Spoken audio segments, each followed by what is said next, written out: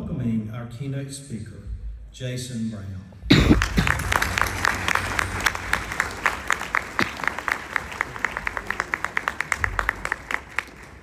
Thank you so much.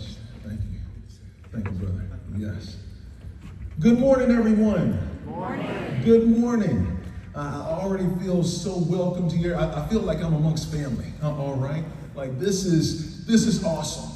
And I'm so appreciative of this opportunity just to be able to share and present with you all this morning and just to motivate, encourage, and inspire you for the challenges that we have lying ahead. And so many people have coined my story, the curious case of Jason Brown, all right? Because why on God's green earth would this young man with fortune and fame, something that so many youth, they say, hey, that's what I want to do when I grow up. I want to play in the NFL. Why would I walk away at the peak of my career to choose a lifestyle that's much more humbling? Okay, the resources and the budgets, like it's much harder than my previous career in football. Why would I do that? And one thing that I share is, if you've heard that awesome speech by Paul Harvey, so God made a farmer. All right. You probably heard it watching the Super Bowl. He had a big Super Bowl ad with it a couple of years ago. And so God made a farmer out of me. And so I love to share, God needed someone that would wake up before dawn, get out, plow the fields, pick the corn, harvest all the crops before the sun goes out. So God made a farmer. All right. That's my best impersonation, right? Right? And here's how I know it's a God thing, it's a faith thing, because not once in my youth when I was a child did I ever say, I want to be a farmer when I grow up, okay? And I'm very sure that so many of you all can relate to that as well. Show me a hand.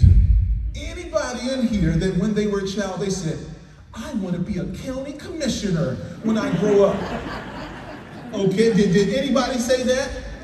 And so guess what? So God made you a county commissioner, a county leader, a county manager, all right? And so God needed someone that would wake up, work a full-time job, all right? Head home, manage their family, and read all of these reports. So 2 Mondays a month, they could go sit in meetings, all right, for 4 years. Like, come on, guys, all right? But is it important? Yes, it is. Is it needed? Yes, it is. And I want to just re-stir that passion that you all have. In my story, I have many sources of inspiration, of service that I can look towards. My very own mother, Deborah Brown, all right, a trailblazer in Vance County. Where Vance County at? Vance County? We represent it? Oh, I apologize. All right. Ooh, okay. I thought I was going to drum up a little bit of support. Okay. All right. Well. Okay. Thank you. All right. But my mother, Deborah Brown, also a veteran. Started out a veteran. Worked for the IRS for a few years before she moved back to her hometown in North Carolina and said, I want to make my county, all right, and where I live, a better place. And so the first area of service was in the school board for 12 years. After 12 years of service in the school board, then ran for office as a county commissioner. Trailblazer right there as well, because she is not only the first woman county commissioner, all right, in Henderson, North Carolina, Vance County, but also she was the first person of color. All right, the first black woman. Come on, guys. Like, wow. And me as a child growing up, the only thing my siblings and I knew is, yeah, Mom, she's going to these meetings, every other Monday, all right? We had so much fun. Or we would stay up watching TV, and then as soon as we saw her headlights coming down the driveway, turn the TV on, let's go to bed, all right? But I didn't learn to appreciate her service and her sacrifice until many years later. All right, until I mature and I grow to understand that is important. All right? Like, I'm growing up and I'm going to live in this community. I'm going to live in this county. Thank you, Mom, for taking this seriously. Not just for our home and our household, but for the entire county where we live. That is so awesome. But guess what? There was an even greater inspiration that hit so much closer to my heart, and it was from my very own brother, Lunsford Bernard Brown II. This is me sitting in the St. Louis Rams locker room back in 2011, holding a picture of my older brother who was called to service when he was 24 years old. He signed up for the Army for basic training and boot camp September 10th of 2001, okay? Didn't know that, the very next day there was gonna be attacks on the Twin Towers. And our country went from a state of peace to a state of war, just like that. And so he was stationed over in Germany for a little bit more than a year before he was activated and called into service in Iraq and Afghanistan in 2003. Meanwhile, little brother, I'm making a name for myself at UNC Chapel Hill, right?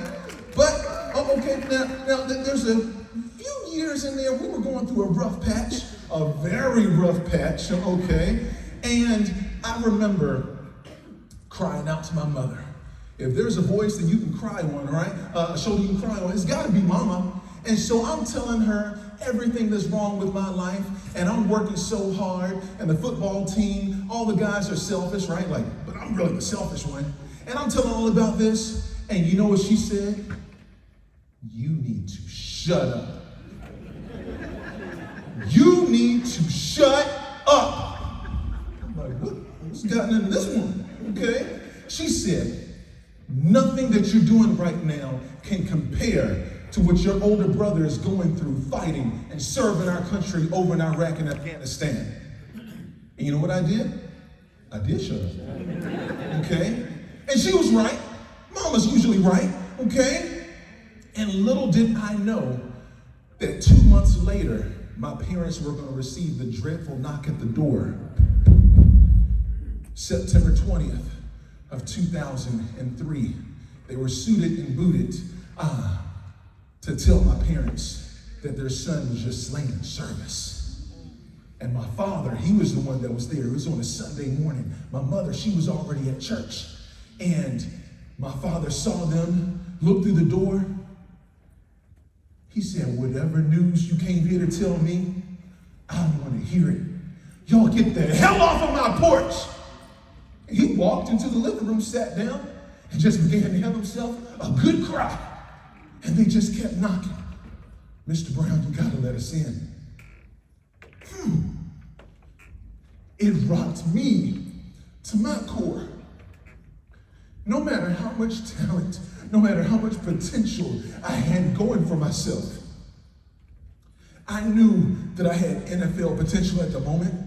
Yeah, I'm going to Carolina, an awesome university.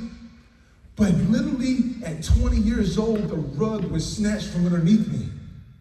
And not only did I think about quitting the football team, I thought about dropping out of college altogether, because if someone who you love can be taken away from you just like that, what's the point of any of this? All right?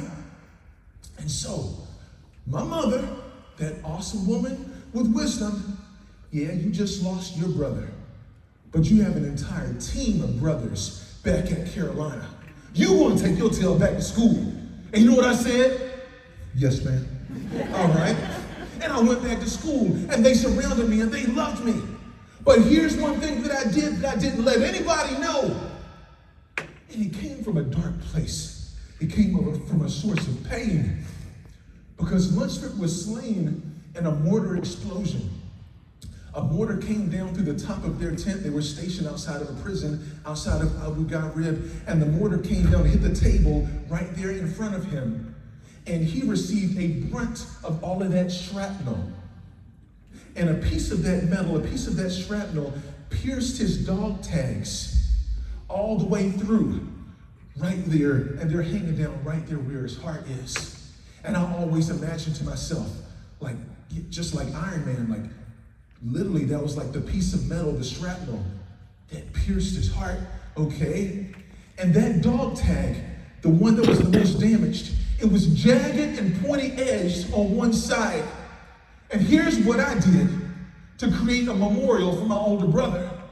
I wore his dog tag every single day. I never took it off.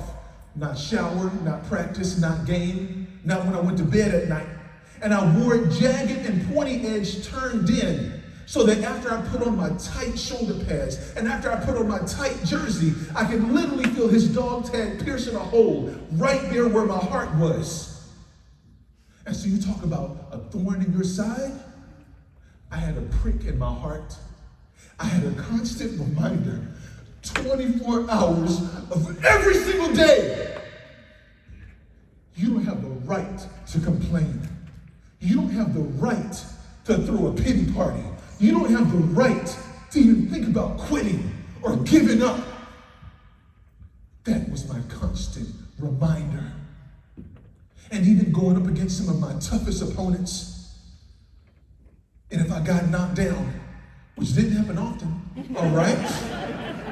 But if I got knocked down, all right, I still had that constant reminder. And literally, just like you're watching this inspirational Rocky movie, and it looks like he's down for the count, and he's having all these visions, and his trainer, Mickey, is saying, "Get up, Rock, because Mickey loves you." That's what I heard when I was laying down there on the ground and suffering. "Get up, Jason. I love you, Jason. Get up." I heard his voice. I felt it right there in my heart. And so, football became easy after that, all right?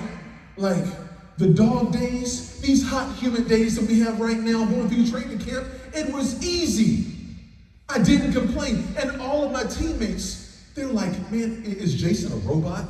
Like, is Jason immune to all of these things that we have going on all around us?" No, I'm not immune. I just had that perspective, a constant reminder, okay? But here's where it came all crashing down. Played out at Carolina, drafted by the Baltimore Ravens in the 4th round in 2005. Played out that contract, earned the highest paying contract for a center at the time with the St. Louis Rams. You talk about a mountain, I made it to the top of that mountain. Went to St. Louis, bought a big stupid mansion. I'm living, yes, that American dream, living my best life. And I wake up one day, should have been happy for myself because it's my birthday, but guess what? That day I turned 27 years old. The same age that Lunsford was when he was slain in service. Walked in the bathroom, looked in the mirror. I didn't like what I saw because my entire life flashed before my eyes. "Jason, your older brother lived a life of service and sacrifice. You're living a life of fame, fortune, and entertaining folks, but a lot of selfishness, a lot of materialism." And he wore a size 14 shoe. I wear a size 16 shoe. That's right, you better watch out. All right? And that old cliche about wearing somebody else's shoes, I wasn't worthy of wearing his shoes. Least yet to walk a mile in his shoes. And it's not about the quantity, but the quality.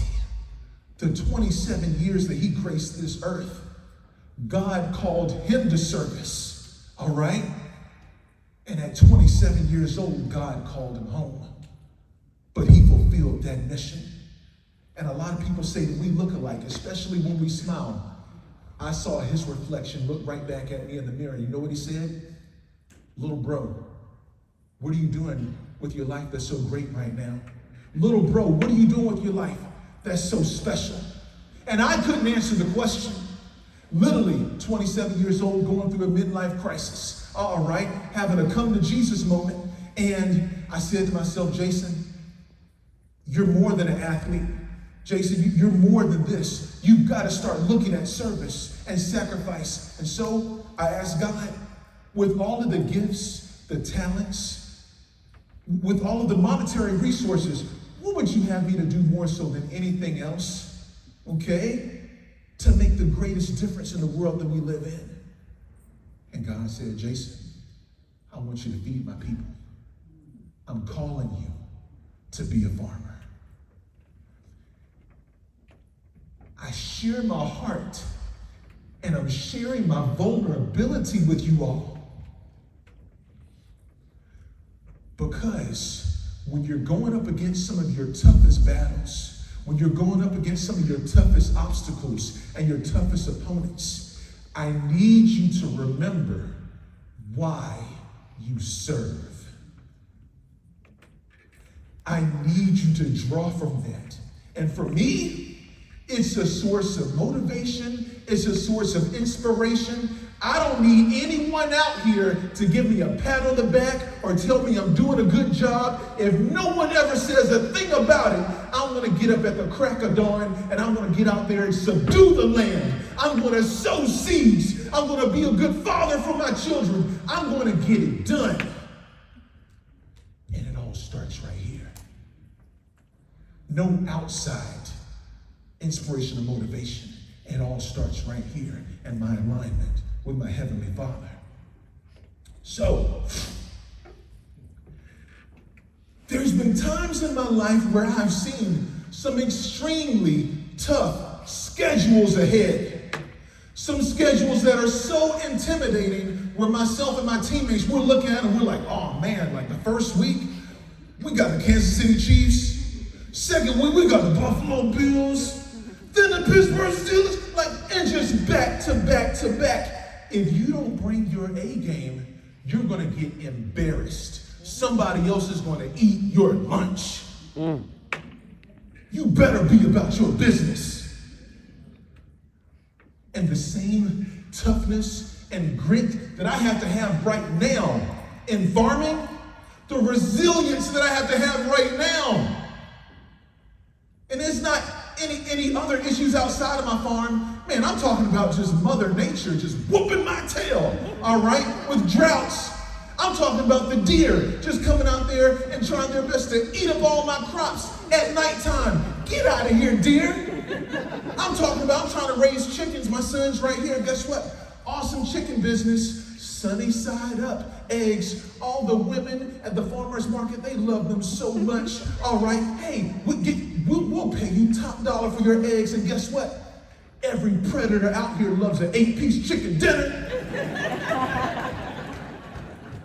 Over the past years, we can't keep a successful business because we have hawks, owls, foxes, coyotes, raccoons, possums, skunks.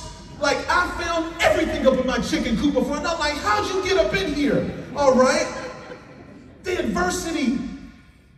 And it's not from things outside of my farm. Guess what? It's going to come. And I faced those opponents then, and I face them now. And you look at the opponents that you have lying ahead. Week 1, economic pressure. Week 2, workforce challenges. Week 3, infrastructure, housing, public safety, mental health, agriculture, natural disasters, political division, even public criticism.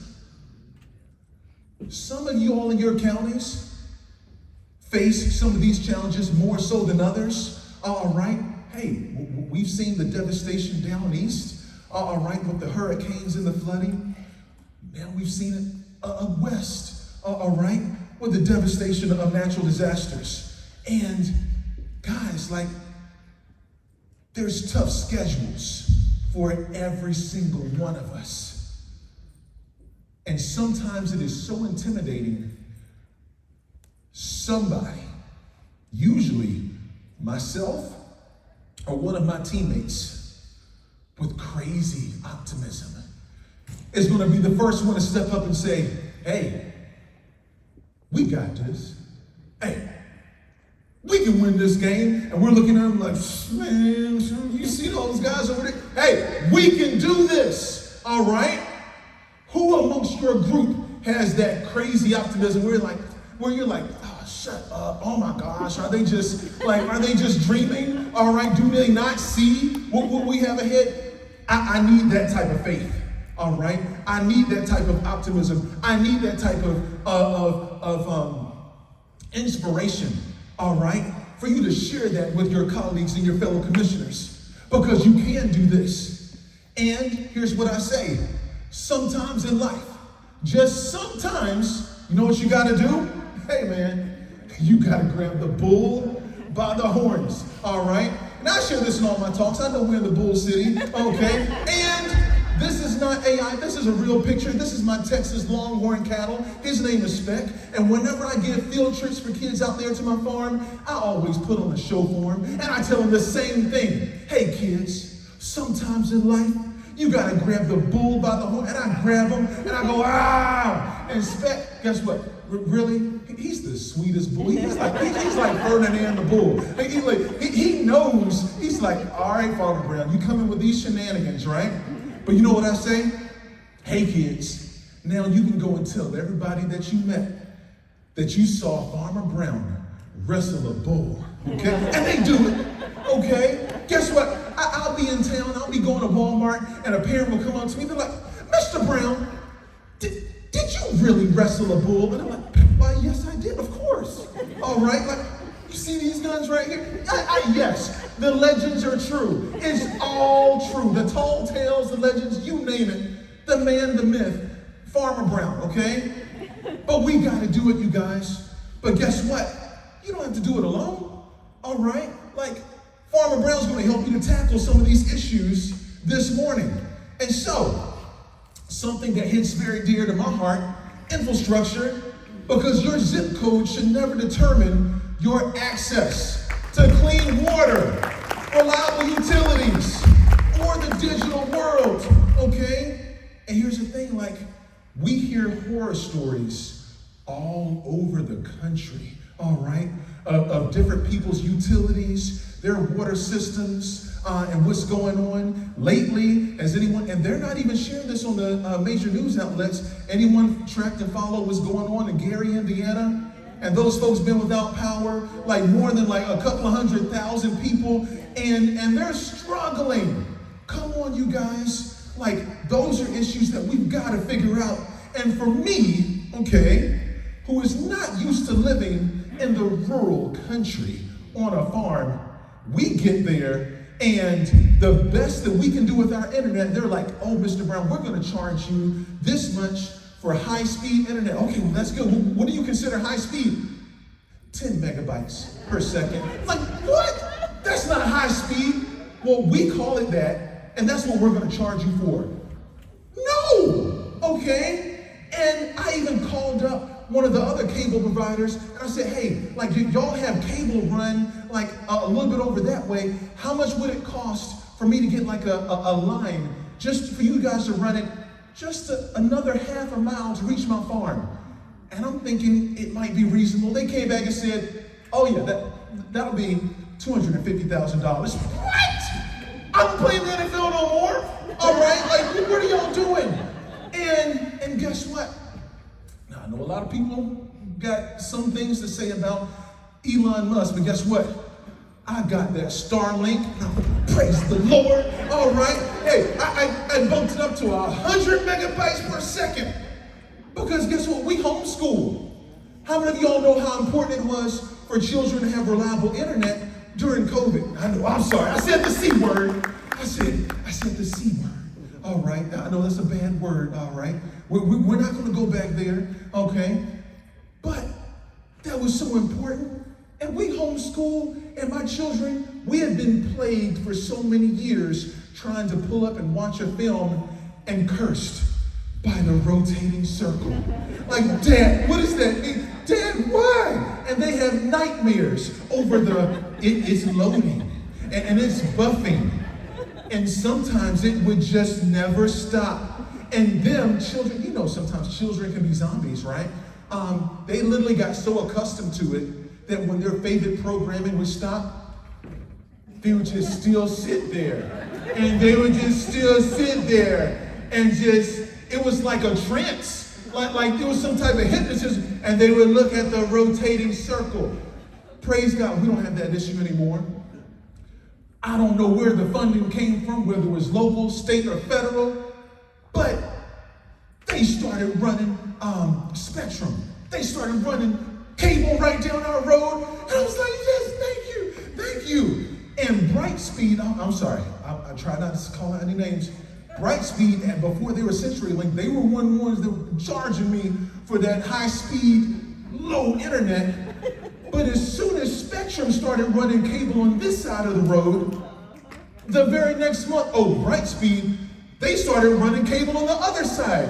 And then they started calling me up, hey, we know you probably have been introduced to Spectrum and the deals that they can offer, but we wanted to let you know we can offer a better deal. I said, oh, you can? And yes, and this time it won't be 10 megabytes per second. We can give you 500. What? Give me that spirit of competition, all right? Work against one another to provide the best services for the families and the counties that we live in, all right? But we've got to figure these issues out because everyone deserves access to these things. Number 2, we've got to tackle agriculture. This is near and dear to my heart as well, all right? There's things that I'm doing on my farm and for my farm. Guess what?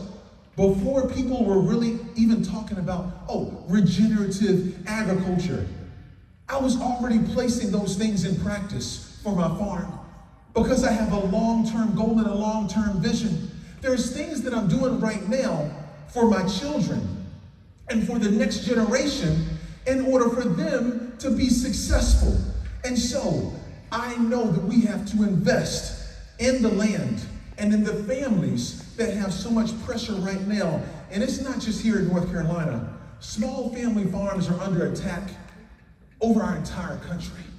There's a civil war going on right now. Guess what? Big ag is trying to swallow up little ag, even to the point where I wrote my second book on it. Don't trust the process, all right? But we've got to bring victory back to our food and to our health. But it starts with agriculture and the food that we're putting into our mouths. Our food ministry, it first started with, food insecurity, all right, and trying to help provide the nutrients to our local communities. But guess what? I've lost, unfortunately, so many awesome friends, so many people that are sick and riddled with disease. And I know, guess what? The awesome, healthy food that we offer, we provide, that can offer and help the nutrients to help you to get healthy. It's a 2-part battle. And so right now, we want our communities to be healthy just as much as the food security, all right? I was just at the grocery store the other day, and the local Baptist church, they were having a food drive, all right? And they said, hey, we're asking people to go in and shop, for us so we can fill up our pantry.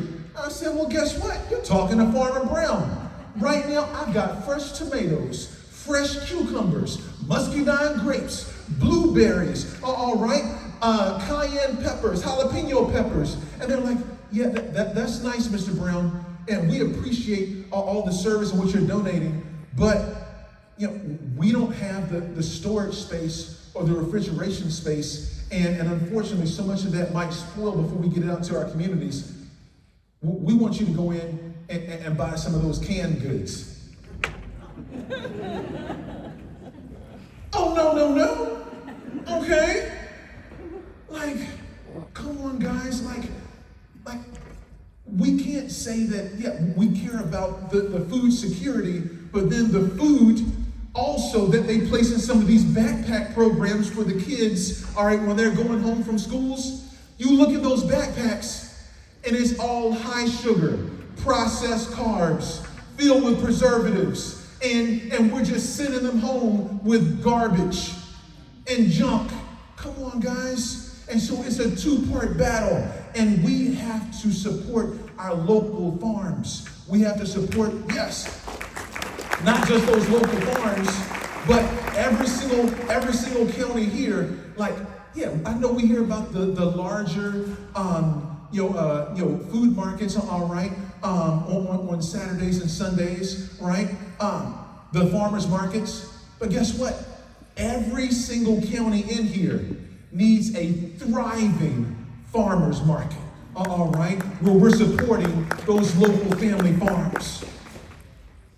And number 3, it can be an elephant in some rooms. I know.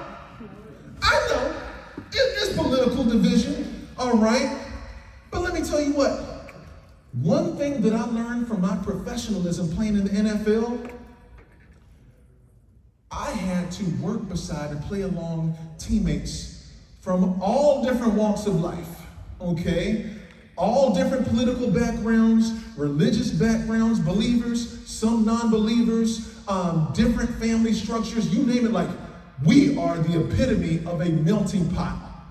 But when I say that we worked so closely beside one another, we ate and shared so many awesome and wonderful meals together, all right? Like, I spent more time with my brothers than sometimes, than I do with my own family, okay? Like, and we truly became a family. And here's one thing that I challenge with you all. Hey, whenever us as an offensive line, whenever we were not operating in sync, and when I say in sync, and this is how important, how seriously you all have to take it, we wore, they call them 7 studs, okay? I know up here on the stage, there's only 1 stud, all right? But on our cleats, we call them 7 stud cleats. It's 7 long spikes, all right? In order so we could get traction. And we had to operate closely with one another. And as a 300-pound offensive lineman, if you ever stomped and stepped on your friend's feet, he's not happy with you anymore. He doesn't want to be your friend anymore, all right?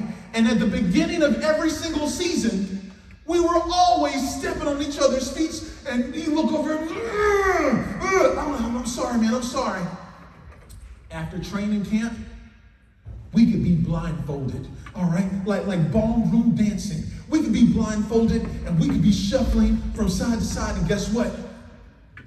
We wouldn't step on anybody else's toes. The unity was there. And if we were ever out of sync, here's what we did. Hey, it's more than just the workplace.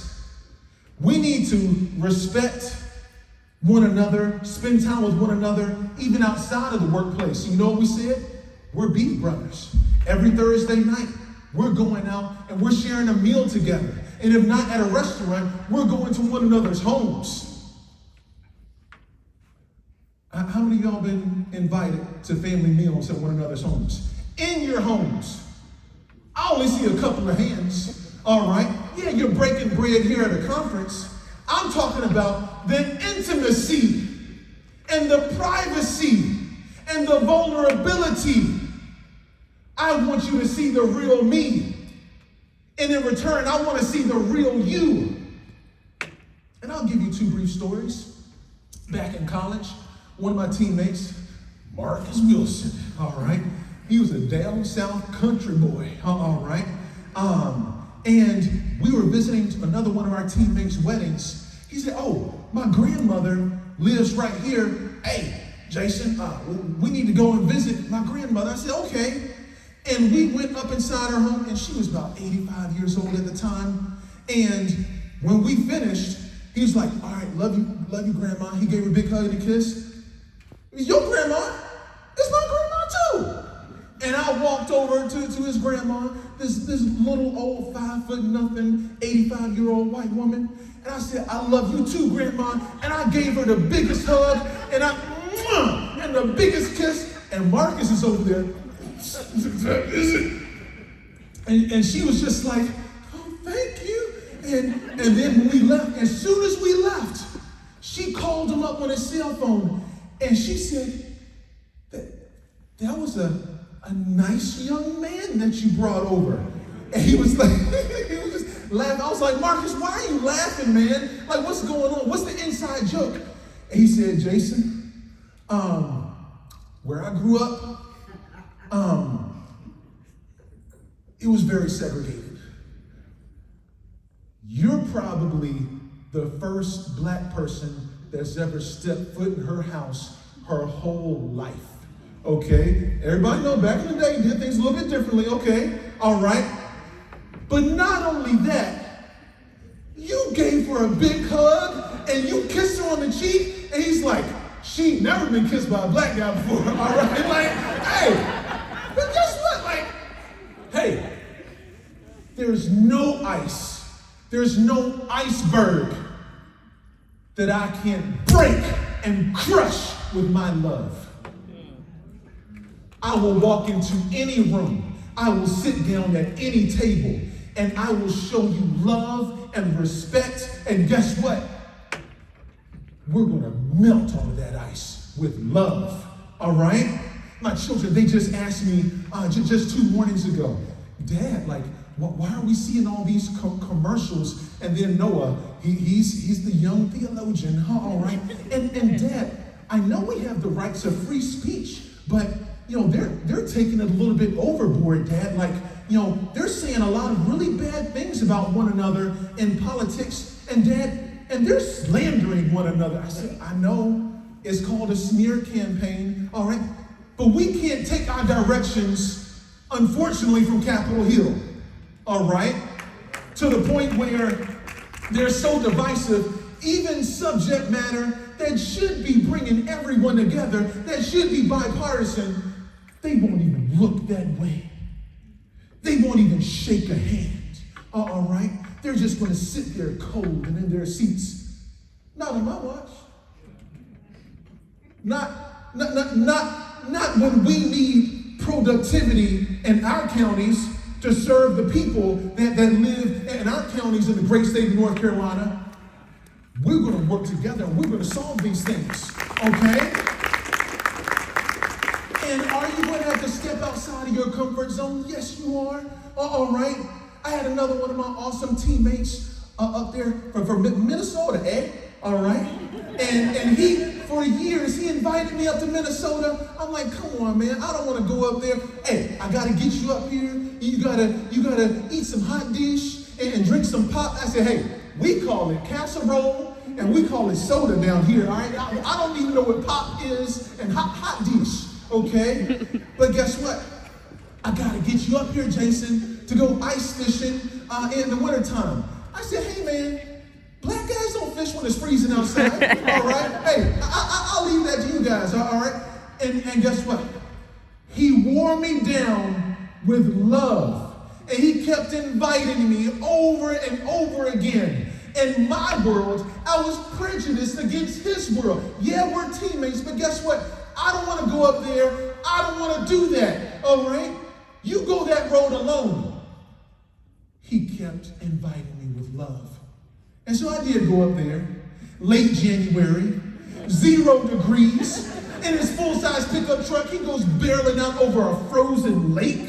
And I'm like, dude, what are you doing? We can't do this. He's like, man, chill. He's like, hey, these lakes are like 24 inches thick. Like, have you seen ice road truckers? I'm like, yeah, but I don't want to be in the show. All right? And he's taking me ice fishing. And I'm thinking we're going to be freezing out there. He had an ice fishing camper. All right? It was so nice and toasty. I had to take off my coats and my layers. All right? It was like 75 degrees in there. Bunk beds over in the corner. Kitchenette right there, and on the inside, we're catching fresh crappie, fresh walleye, all right? And I'm telling sharing football stories with my best bud. We got a TV right there watching some of the playoff games because we didn't make the playoffs with the St. Louis Rams, okay? All right, watching playoff games, sipping on a couple of cold beers, and his younger cousin is over in the corner, literally, while those crappie are still flopping around, he's filleting them, battering them, and dropping them in hot grease. And so I'm eating the freshest of fish with my best friend in the middle of nowhere, can't be contacted with my phone because there's no phone service, and a tear came from my eye. It was a man cave experience, but like on steroids. And you know what I said to him afterwards? Thank you so much. Like, I don't know why, like before, I was prejudging, I was prejudiced, all right? thank you so much for inviting me into your world. And we've got to do that for one another, because it will reveal the humanity behind every single one of us, the stories, the families, our upbringing. We all have a story to share, and we've got to do that outside of this environment. Thank you.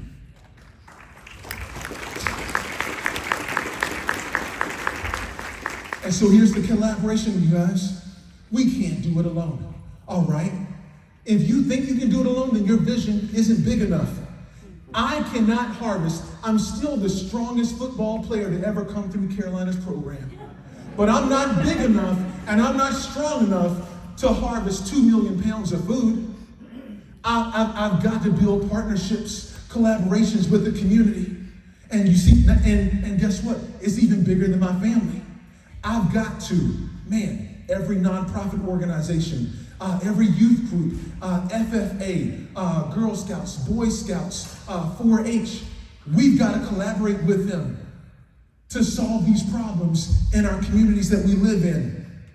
Because do you all know that how many people, after we have had an awesome harvest, they come up to Farmer Brown and they say, thank you so much. Thank you for allowing us to come and work on your farm for free on a Saturday morning and to get your hands dirty. I'm like, no, nay. I thank every single one of you. But guess what? When you invite people to share in a greater purpose, they can have an awesome impact for an entire community. Like they began to share in that vision. And that vision of making an impact beyond your county lines, not just in your county. When we hosted our balloon festival in Franklin County for 4 awesome, wonderful years, and I was able to come full circle and dedicate the most beautiful part of our farm as the Brown Memorial Park. It was so awesome. 30 hot air balloons, so many different service organizations, so many different military organizations, which I didn't ask. Any veterans in the room? God bless you. I appreciate you. Thank you so much. Thank you so much.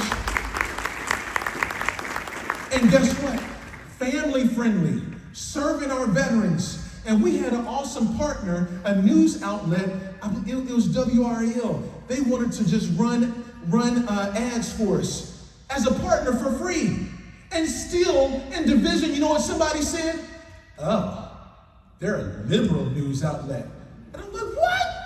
Get out of here. All right, hey, somebody come to me with that mess and some nonsense. Besides 16s, all right? Because I'm a problem solver. I'm a solution chaser. And we're going to get this done. And any naysayers, somebody that's just focused on division, focused on the past and being a bigot, get out of here, all right? We're going to solve these problems together. And having a legacy of leadership for every single one of you. I know we have our short-term problems right there in front of our faces, right? But we have to have a long-term vision and a long-term legacy. When we first got onto our farm, I shared with my oldest son, JW, all right, about those trees, the pecan trees that we planted back in 2013.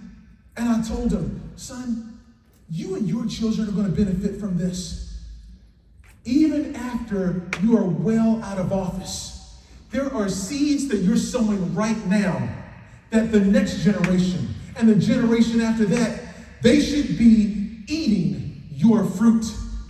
And my challenge to you is to plant a tree in which shade you will never receive. To plant a tree in which its fruit you will never be able to taste. But you understand right now how important that sacrifice is. How important it is. Because guess what? After Jason Brown is long and gone, my community will be able to eat from the fruit that I'm producing for more than 100 years. And it's not just for my family. It's for our entire community, for our entire region. And it's a challenge and a partnership that I want to share with you all that I hadn't shared before, all right? But any county, and you already have a budget for this in your parks and recreations, and landscaping for all of these different buildings and organizations. A $25,000 budget that will go towards, on average, a fruit and nut tree costs $25. 1,000 fruit and nut trees, all right, that will be planted around your schoolyards, that will be planted out there in your parks, that will then develop into a food forest, okay? And just $25,000. You already have that in your budgets, but yet those 1,000 trees will be producing tens of thousands of pounds of fruit and nuts every single year. Wow, what a difference. It's like eat this and not that. I know, I'm trying to slim down. All right, plant this and not that around every single one of your buildings from now on. Don't plant no boxwood shrubs, plant some blueberry bushes. Don't plant no Bradford pears, plant a real pear tree, some pecan trees that's gonna actually be beneficial for the people in our community. And my last challenge, I know sometimes we can be so focused on the budgets and the numbers, and I get it, it's so important. But here's what my wife challenges me with, because I get so focused on the harvest and how many pounds we're harvesting. And she says, don't you ever forget, Jason, that beyond the fruits and the vegetables, beyond the livestock, the most important thing growing at First Fruits Farm is our family. The love that we share within our marriage, and that love that we pass down to our children, that is the most important thing that's growing on our farm, all right? And so, I ask you for your respective communities, what is the most important thing that you're growing, all right? And it should always lead back to serving the people, okay? I don't care about some new building. I don't care about some new offices. Oh yeah, we got this, and they're nice. All right, man. You go downtown Durham, downtown Raleigh, and even in Franklin County right now. Guess what? The biggest and the most beautiful buildings is the courthouse. All of this marble, all right. All of this beautiful granite, all right. A courthouse. Come on, man. Just give me 10% of that budget. Just give me 10%. You don't need all that granite. And with just 10% of that, I can help more than 100,000 people to be more food secure. Come on, you guys. Let's start sowing seeds in the right direction. Because this is what it's all about. It ain't about you. It's not about your county. It's the people and the diversity. And I made sure I know. I told Chat, I said, man, it's too many, there's too many. I said, I need some diversity in this picture. A real representation of the people that you serve. Because your greatest legacy will never be the office you occupied. It will be the people you impacted, the relationships you cultivated, the opportunities you planted, and the community that continued to thrive because you chose to serve. Thank you so much. We have our mantra that we sing loud and true: never stop giving, never stop loving, and never stop growing. Farmer Brown's not going to stop, all right? Even well beyond, there's no retirement. My mother, Deborah Brown, she doesn't have an official title anymore. She's working, all right, at our public school systems. As a substitute teacher, she went and she said, give me your toughest classroom. The kid's bad, all right? Like, she went in there, give me your toughest classroom. Give me your most challenged kids. What? That's someone that ain't backing down from a fight. And I talked to her just the other day, and she said, son, you don't retire. You refire. You remember your purpose, and you kindle that flame, and you get your tail back out there for the fight. Amen? Amen. And so, I'll be taking pictures a little bit over here. I know we have a quick turnaround. I have 2 of my books, Centered Trading Your Plans for a Life That Matters. My second book, Don't Trust the Process. And then I have a bunch of vegetable seeds that you can freely take and go sow those seeds. All right? Go plant a garden. Thank you, guys.